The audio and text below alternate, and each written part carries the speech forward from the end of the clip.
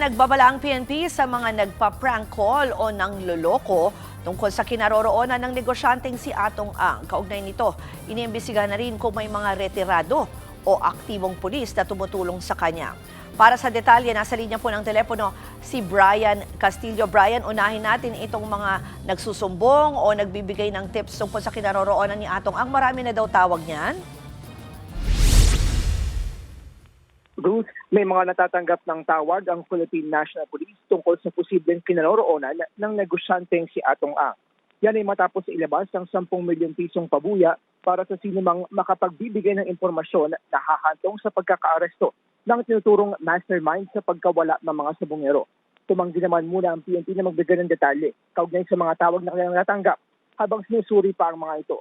Nagbabala rin sila laban sa mga individual o grupo na magtatangkang mag-prank call o kaya naman ay sadyang iligaw ang kanilang paghahanap.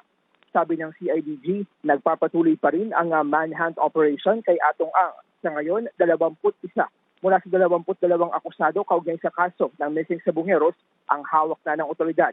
Tanging si Ang na lang ang hindi pa naaaresto. Pakinggan natin ang bahagi ng pahayag ni PNP CIDG spokesperson Police Major Helen de la Cruz.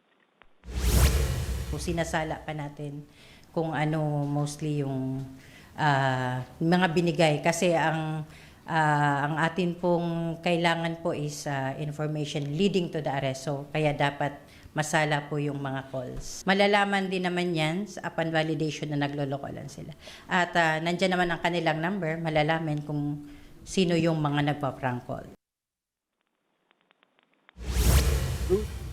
Samantala, iniimbestigahan na rin daw ng PNP ang mga aktibo at retired na pulis na posibleng tumutulong kay Ang. Pero batay sa record ng PNP, wala namang police security personnel si Ang at privately hired ang kanyang security detail. Hanggang sa ngayon, hindi pa raw naisusuko ng kampo ni Ang 6 na baril na nakapangalan sa kanya. Yan ay matapos kansilahin ang rehistro ng kanyang 3 pistol, 2 rifle at 1 revolver. Ruth? Yan po ang Express Report ni Brian Castillo. Mga kapatid, Ruth Cabalco, para sa mabilis na pasada ng mga balitang dapat niyong malaman, mag-follow at mag-subscribe sa social media pages ng News 5.